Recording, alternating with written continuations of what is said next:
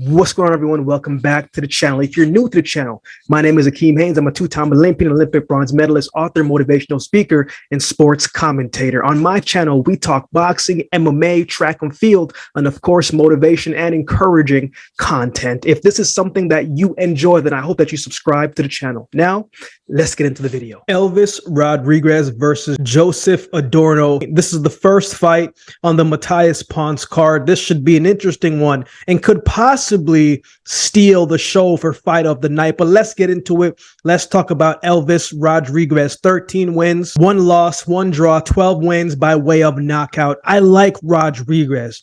I think he's a good talent with a lot of upside. He looked very impressive in his last fight. This is a guy who in his first 11 fights, won them by some form of stoppage, with 9 of those fights ending before the 4th round. So there was a lot of hype around him. There was a lot of exposure and keen eyes that were watching him every step of the way. Now, the guys that he fought on the way up didn't have the best records, but that's okay, right? Because as you're coming up, you aren't going to step into the ring with the top guys right away. You are going to fight the guys who are very similar in styles to you, or people who, you can get your confidence against, guys who you can develop and work on some things inside of the ring. In those early fights, it was clear to see that he was very skilled, but he was also just much better than the guys that he was facing early on. Talent-wise, he had more talent. He was a bigger puncher. He was just better and showed great signs along the way in the early stages of his career. Now, 2021, he steps in the ring with Luis Alberto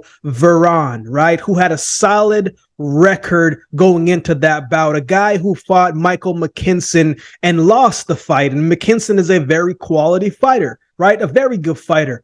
Right. So now we get to see how Rodriguez would fare in a fight where the talent and the skill gap is a little bit closer. And that was a different fight for Rodriguez, right? But I thought it was a good performance. I know a lot of people did not really like that performance. They thought it was a little bit lackluster, but I thought with the step up in competition, I thought he did very well. Used his jab well. He countered very well in that fight, pushed his opponent back and made him fight off the back foot in certain rounds of the fight. I thought he cut off the ring pretty well in that fight as well, too. He went to the body with combinations and jabs, and I thought he separated himself in that fight going into the 4th round and beyond. You can kind of see things starting to go into Rodriguez's favor, and he controlled a good portion of that fight. Veron was a test for him, and it was a test that he needed. Right. But you could also see he was still developing inside the ring in real time. Again, I thought it was a good, solid performance. I thought personally in that fight, if he would have came in, switched up his cadence in the fight, he would have found better openings and possibly even getting the stoppage. Right. But I thought he was very one-dimensional in that fight. Then he goes on to fight Kenneth Smith Jr., aka the Boss Man, which I thought was a very interesting fight because I felt that Kenneth Sims Jr. was just as athletic as Rodriguez, who can fight on the inside and the outside as well. Not to mention Sims Jr. has the better resume. Before he fought Rodriguez, he fought Rolando Chinilla, who also fought O'Shaquie Foster and won against O'Shaquie Foster years ago. Then Sims Jr. fights Montana Love in split decision draw in that fight. Then he fought Samuel Tia, and even though he lost that fight, this is still a lot of very good fights against very good opponents who are going to test you, who are strong in different areas. So Sims had the experience under his belt. I know a lot of people call that fight a shock, but to me, I felt like Sims on paper should have won the fight. So I didn't see it as a shock performance, in my opinion, right? But Sims in that fight was just a little sharper that night, right? Elvis was waiting to set up that one shot, that perfect shot. But if he would have been more aggressive, he probably would have gotten that win. I mean, that's a fight that it could have went different ways. I know a lot of people still think that Rodriguez won that fight, but nonetheless, here we are today. After his fight against Sims Jr., he comes back and he wins back-to-back fights by way of stoppage. And I thought he looked very good in his last fight. Very sharp, accurate with his punches, very good body work when he's on his front foot and moving in the ring, keeping the fight in the center of the ring. I think that's when he shines. That's when he does very well. But when he lets his opponent walk him down, he tends to find himself on the ropes. And that's when he gets himself in trouble, right? That's nowhere where he wants to be. This is another test for him, no doubt about that. He'd be looking to set up his favorite shots for like that left hook or that straight left hand down the middle, but we'll see how it unfolds. Let's talk about his opponent, Joseph Adorno. 17 wins, 1 loss, 2 draws. 14 wins by way of knockout. Adorno's only loss came last year when he fought Michel Rivera, where he lost that fight by decision.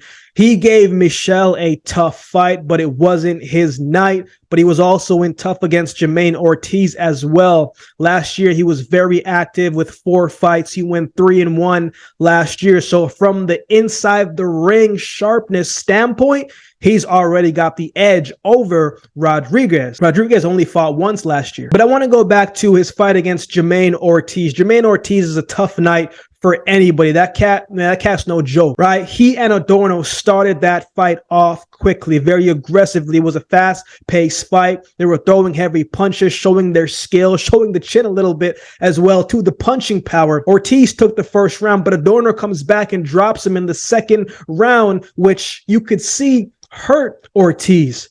Both men firing and landing good, solid shots, counter punching, both men working the head and working the body. It seemed Adorno was landing the more eye-catching, powerful shots, whereas Ortiz was the busier fighter. I remember in the 5th round, man, Adorno took a counter punch shot from Ortiz that made me think, like, how is this guy still standing? So he has a chin, he can take a shot, but he comes back in the following rounds and Adorno catches Ortiz with a counter punch that had him falling on the ropes, and he got a second knockdown. It was a very exciting fight that ended in a draw. Then he goes to fight Rivera, and Rivera was just a step ahead of him in that fight. Adorno had some good moments, but Rivera's speed, combination, and that size, it was just a bit too much for him on that night. I mean, I think the scorecards, I think all of the judges said it was like 97-93. Right. So then he goes after that to fight Hugo Roldan, who is an undefeated fighter. And he got the unanimous decision to win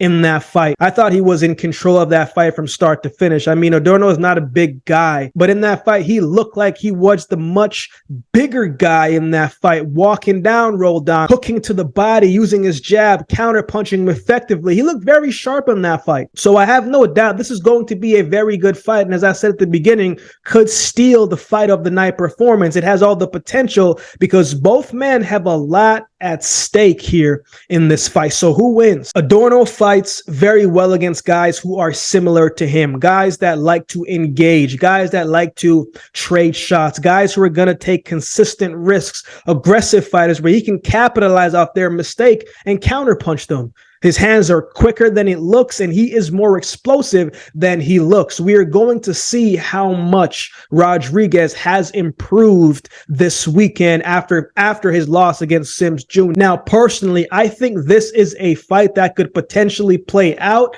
like when Adorno fought Rivera. We know Rodriguez can punch, but so can Adorno. And that's why I don't think Rodriguez is going to put himself in harm's way consistently in this fight. This might be one of those fights where he fights on the outside and is very selective with the shots. Rivera was much more athletic than Adorno, and I think Rodriguez is similar to that as well. Then you mix that with Rivera's speed and good power, quick reflexes. I would slide Rodriguez in that same category and capabilities that Rivera does have. And I think that is going to give Adorno some problems, especially going into those later rounds, if it does go there. So I'm taking Rodriguez to win this fight by decision. What are your thoughts on this fight? Who do you have winning this one? Let me know in the comment section below. If you would like to support the channel, there's a couple ways you can do so. You can like, comment, share, and subscribe to the channel. If you would like to support by way of donation, you can find options in the description below. Also, my Cash App handle will be on screen as well. Any amount goes towards the growth of this channel and will be greatly, greatly appreciated. So with all that being said, if you've been watching the video this long, do me a favor and subscribe to the channel, and we'll definitely see you next time.